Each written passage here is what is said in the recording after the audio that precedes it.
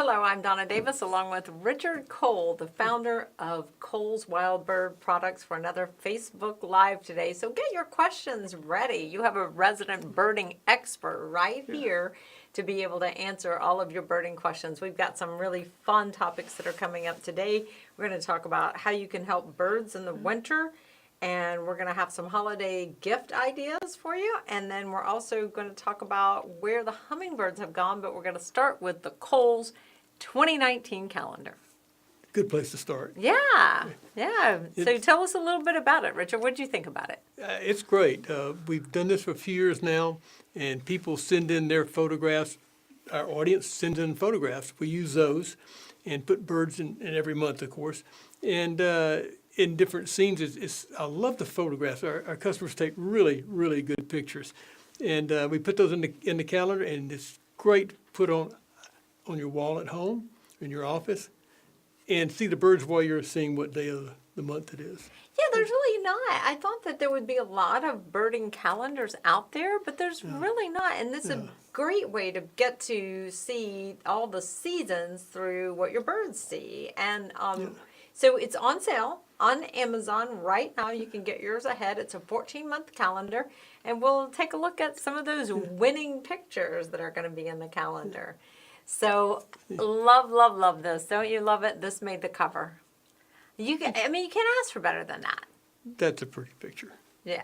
I love that little head turn. There's so much expression in it. So we're going to go through these. Unfortunately, we don't have the names right here with us, but you all know who you are, and you did such a beautiful job. So this is January, and you just got to love all the cardinals in that shot.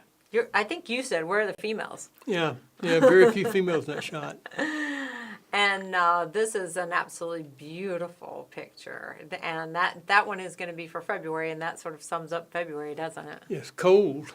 Mm-hmm. And then this one is for March, where it's still very cold, and it looks like that they're eating a little suet there, right? That's a good food for that time of year, and the wrens and the birds hanging around that cold weather really appreciate it too. Yeah, what a lot of snow on that feeder. Now it gets a little warmer, so we get into April, and another beautiful picture sent in from one of our Cole's Facebook fans. Love this one. Don't you love Mr. Return? Yes. You were the one that told me. I thought this was like a couple, but you said no. It's like a parent and child. It's a parent right? and an immature first year bird. Yeah, that's a great one. Still for getting the fed by spring mom. as well. And then this is another beautiful one with a bluebird, and I assume that's got to be a male, right? That's with the that male. bright orange. Yes. Yeah, such a great picture for going into the summer. And then you got to tell me what type this is. It's escaping me. I know what it is, but I can't think of the name. Song sparrow? Is it just a little song sparrow? Or It's so cute. What a great picture. Yeah. This is one of your favorites, right, Richard? it is. I like the pose on the fence. It looks like it just hopped up somebody's yard, hopped up through the fence. It's about to come on down and get some food over by your feeder or something. I know. I love that. And of course, hummers, they are always beautiful. And they're gone now for most of us. We're going to talk about that coming up. We will right? talk about that. But what a beautiful sight during the summer. Love this one. I love the contrasting colors there with the cardinal against the yellow. And this is the grosbeak, right? That's the grosbeaks. Rose-breasted grosbeak, is that That's right? the grosbeak, yes. And that's the male. Yeah. And, Beautiful. Look at that sunflower. That looks good, right? one of their favorite foods. They have Yeah. the big bill for cracking big shells. And this is a beautiful one. I love this picture.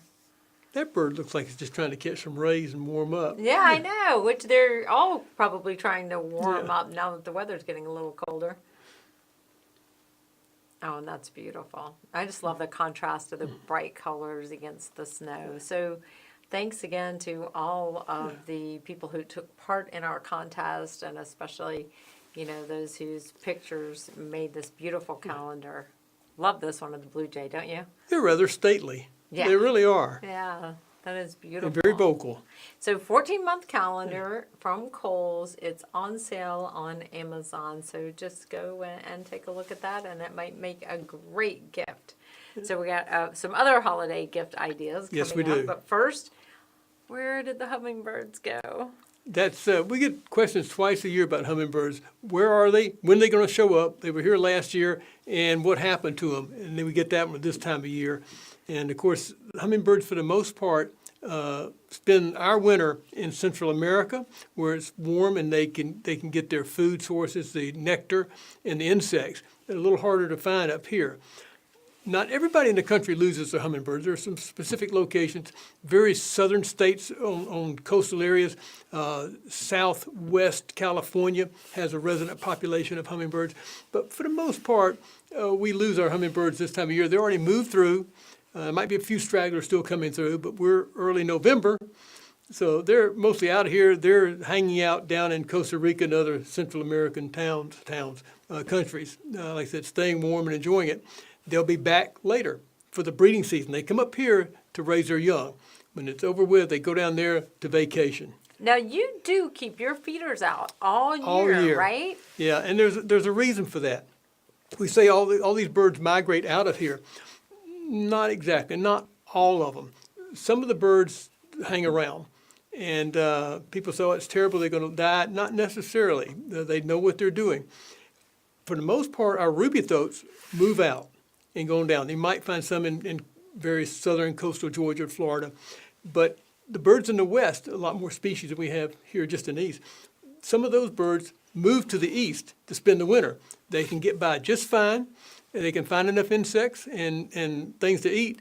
That's what they live on. They don't live on nectar, Right. which they're not going to find much of in the winter. They live on insects, and they'll find the spiders and the gnats in the wintertime, and they'll be fine. But they'll move into this area, very few of them. I mean, there's a lot of them, but you won't see many because they're so widely dispersed. And we start getting reports about this time of year, November, especially down in December, early January. Everybody says, oh, I have a hummingbird. It's coming back to my feeder. That's the only way you're going to see one is to have your feeder out. Otherwise, it's going to be around. It's not coming to where you can see it. Keep your feeder out all year, all winter, and then call somebody and let them know. Call somebody at Kohl's if you have to, or your local wild bird stores, and tell them that you have a hummingbird coming to a feeder in the wintertime. And they'll get in touch with a licensed bander or somebody who can come out and positively identify the bird. And that information will add to our knowledge about hummingbirds and how they move and where they stay in the wintertime sometimes. We have quite a few birds show up in Georgia during the wintertime. Several species now have been found in Georgia. I think probably 11 different species other than the ruby throat have been found in Georgia, all of those occurring in the wintertime.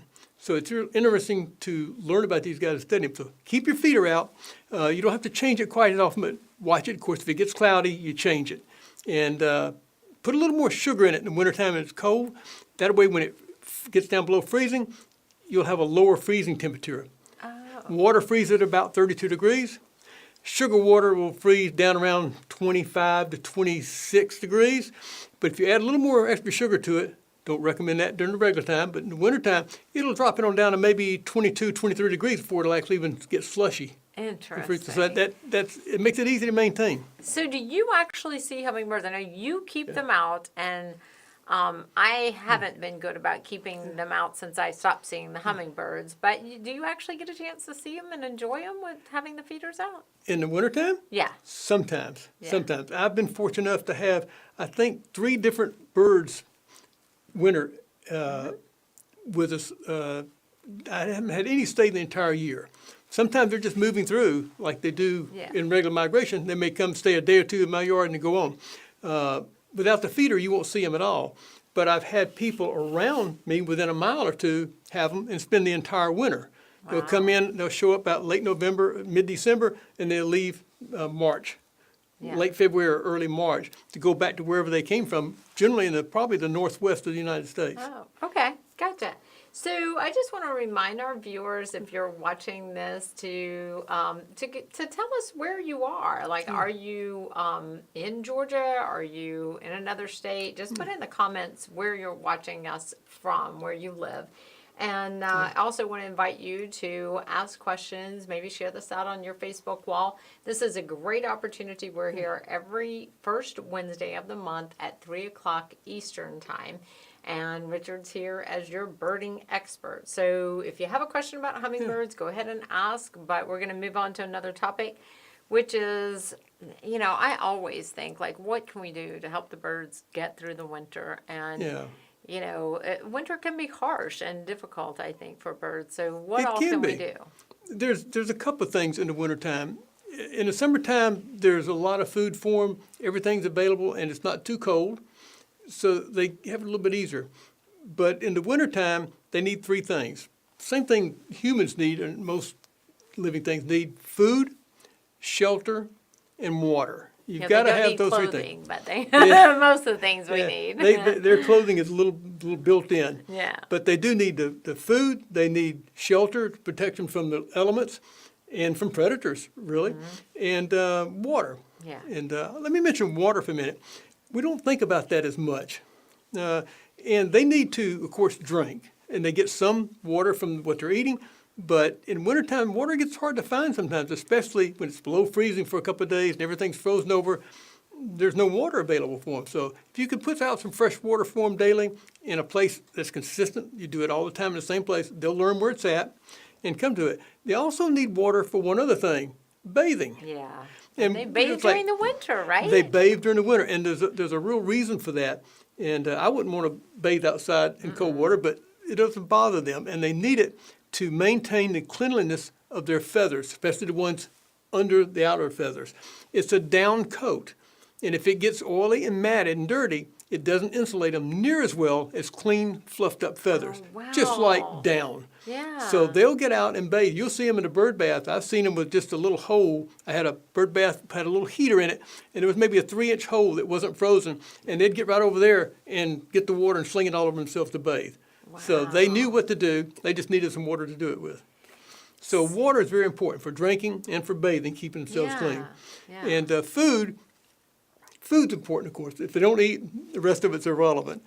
So bird seed presented consistently in an area for them. Don't move your feeders around too much in the wintertime.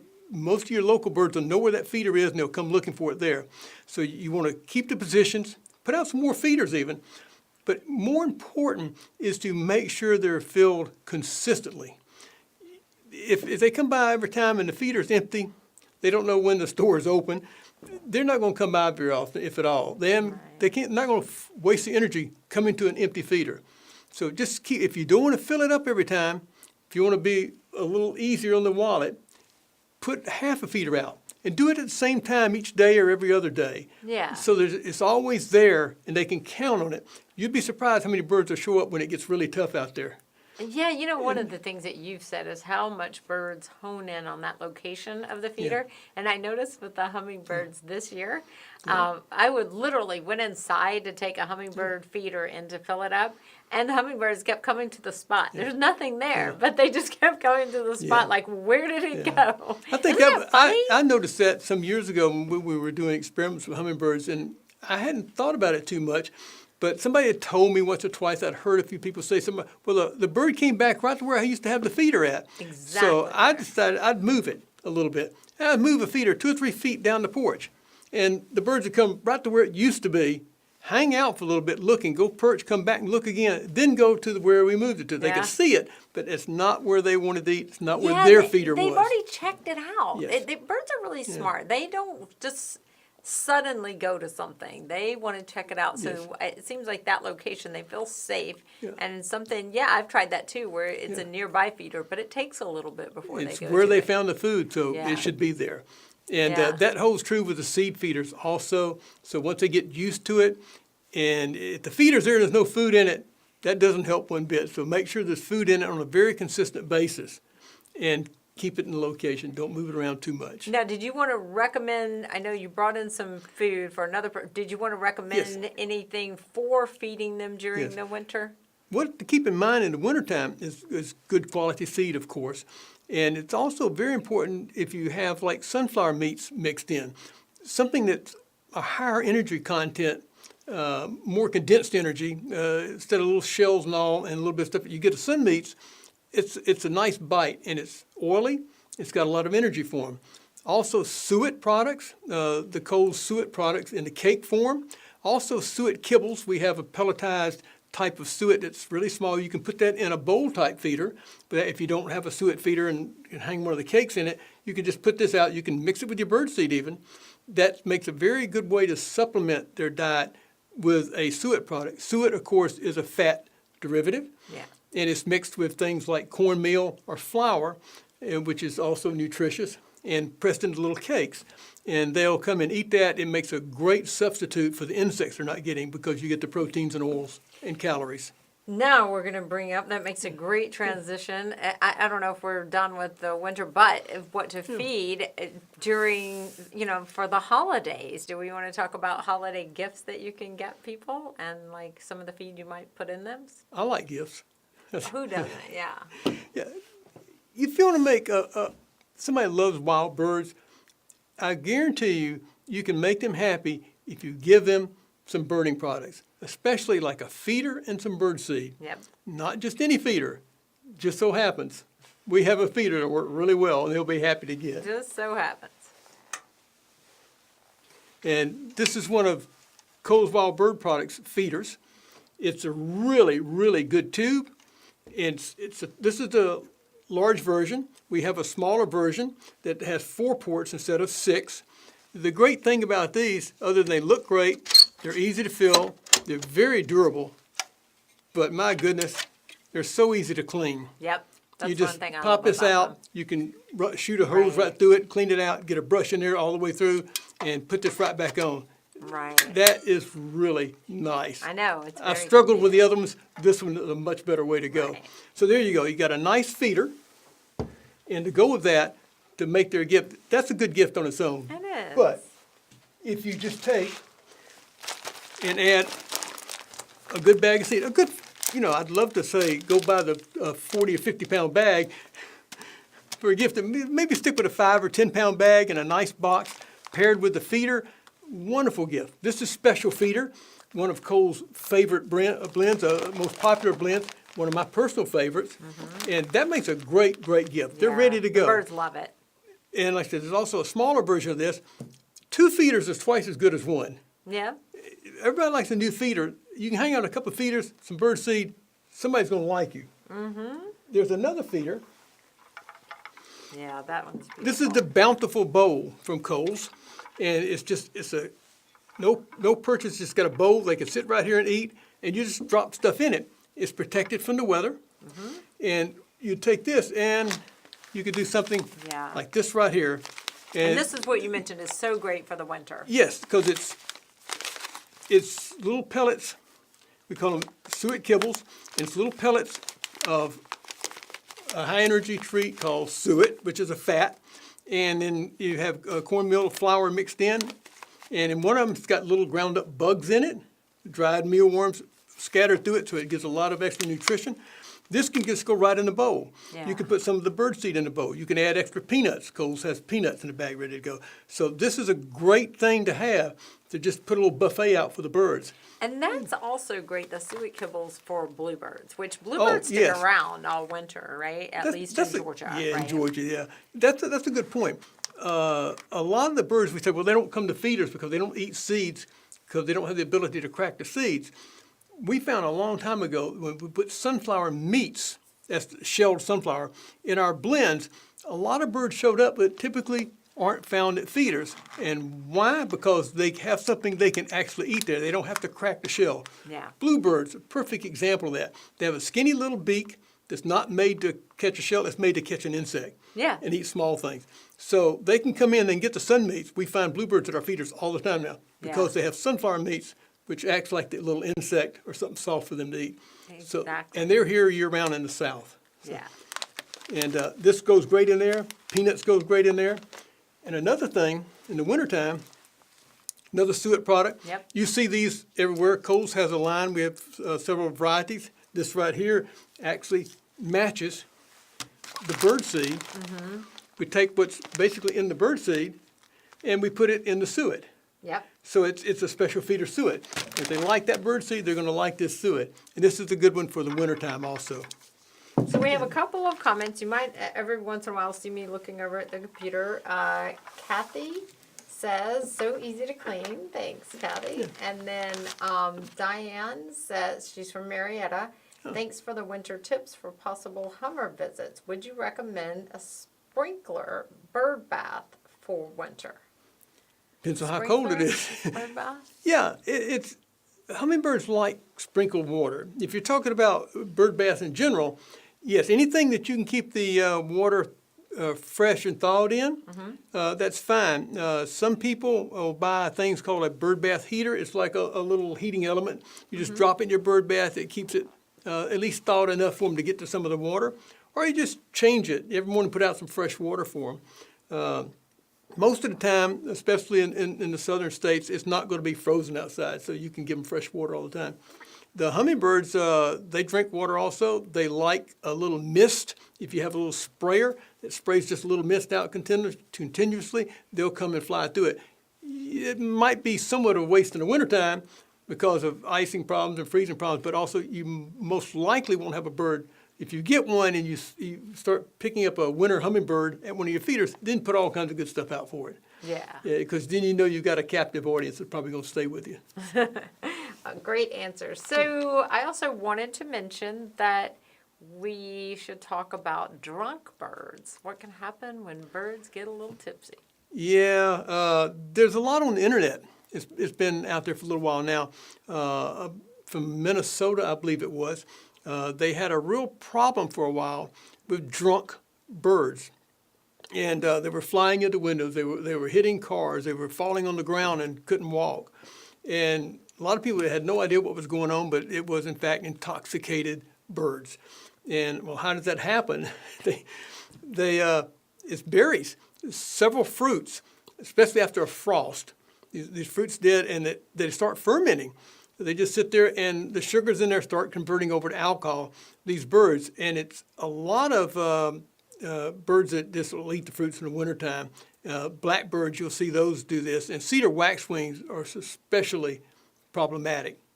And because they love berries, that's what they eat in the wintertime, is all these berries. And if they get enough of them and they happen to be fermented, the birds can have a problem. And you can see on the internet, if you look up drunk birds, you'll see tons of articles and things and pictures about them. Some of them walk around and falling over. I don't imagine they would fly too well. They don't fly drunk. too well. Yeah, yeah. And some people are confused, in fact, thinking they were sick or something. No, they're just drunk. And they will get over it. If you think one's in danger or going to be harmed or you're worried about it, if it's so intoxicated it can't fly, pick it up, put it in a little shoebox or something, or a cardboard box with a cover over it for a while. Give it a couple of hours, then take the cover off and let it fly away. It'll probably be a lot better then. But that'll keep it safe, and nobody will bother it until it sobers up. Yeah, so this happened in Minnesota, huh? That's where the news is out of now. But it can happen anywhere. It can happen in the southern states. It can happen in the northern states. It just depends on where the birds get a hold of some fermented berries, and they're not all fermented all the time in the wintertime. It takes special conditions of heat and cold and time, and the berries have to be a certain ripeness. But then if they are, they will ferment. And if the birds get enough of them, they will get intoxicated. So I know you've been around birds and watched birds for years. Have you ever seen drunk birds? No. I wish I had. I see the pictures, and it's really kind of funny. They're hanging upside down on limbs and things. They're drunk. Yeah. So it's kind of comical. But you can see there's a lot of the stories on the internet. And you just look up drunk birds, it's everywhere. Particularly the ones in Minnesota. I think this happens almost yearly up there. Yeah. Yeah, and is it usually cedar waxwings that it happens? It's one of them. Blackbirds and cedar waxwings may be the number one suspects because of what they eat and how much of certain things that they eat. Yeah, when the cedar waxwings come through here, we'll just notice tons of them, in one tree, and they're just going crazy on eating all those berries. So I can see how. Yeah, you'll see the cedar waxwings come in a large flock, and sometimes hang around for a day or two while they feast on a couple of holly bushes or something. And a few days later, you don't see them, nor do you see the berries anymore. Both are gone. Yeah. And so I planted some holly trees just for cedar waxwings. Did you? And every year I'll see a few cedar waxwings out there. Usually I'll see 5 to 10, sometimes more. Yeah. And just for 3 or 4 days while they gorge on the berries before they move on. Yeah. That's so interesting. I've never seen drunk birds either. We do want to invite you to ask any questions. We don't have any. Let me check to see if we have any new questions. Not that I see. Oh, Colleen comments, drunk birds, yikes. Yeah, it would not be good to see them drunk. Anything else that you want to talk about that we may have not mentioned? So we've got the holidays coming up, lots of gift ideas for the holidays for people who are birders. Make sure we've got some food, shelter, and fresh water. And water. Yeah. Water's important. And also just keep in mind that Christmas is coming, and these kind of things do make very good gifts for people because they're not like other presents. It's just something for their hobby. Somebody really likes birds. Get them some seed, get them a feeder. Not terribly expensive, and makes a great gift. Also, this is late fall, early winter, and you may have noticed a decrease in the number of birds you're seeing at your feeder. Don't think that they're all gone and don't come back. We're still in what I call the fall slowdown, where there's a lot of food abundant out there still. That'll start running out. So their fall harvest stuff will be gone before long, and you'll see more and more birds return to your feeder. So take heart, the birds are coming back. Yeah, and keep the food out for them. And keep the food out. Especially the high energy food, Yes. like the Sunflower suets meats and the- suet products. Yeah. Great for the wintertime. Yeah, you guys are always great about helping us attract those birds and keep them around and get so much enjoyment. And it's I think it's even a great idea for somebody who maybe has never been into feeding the birds because it can give them an easy way to get started. Yeah. You know, and what a great thing to start doing because you get so It much is, out of yeah. it. It's simple, it's easy, it's not very expensive. Great hobby. And Yeah. you don't have to take these birds to the vet. Exactly. It's like you get all feed the 'em, advantages they of pets. appreciate it, and you get to watch them and observe them and help them out a little bit. And it's a great hobby. Give it a shot. Give this to somebody who you think might like to try it and see what they think. Yeah, and just as far, we've got a little bit of time, I want you to talk a little bit about placement of feeders, like where we should put them, because you need them to be somewhat close to a place where they can get right into shelter, right? Yeah, there's all kinds of birds out there. Some of the birds prey on other birds. The hawks, that's just what they do. They deserve a shot at getting food like everybody else, but you don't want to set up your little chickadees and titmice and cardinals for an easy kill from a hawk. So just make sure that the feeder is somewhat close to shelter, which we were talking about earlier, a nice bush or a small holly tree or a small tree with a lot of limbs on it, so the birds can quickly get off the feeder and get into these limbs so the hawk can't follow them in and get them. Also, it gives them a nice perching place. Titmice love to grab a seed, run off somewhere to a limb, put it between their feet, hold it down, and peck on it till they get the meat out. And it's kind of fun to watch, so they like little limbs to do that with. And it provides these birds a little shelter and a little cover in case a predator comes by. Other than that, put your feeder somewhere where you can see the birds.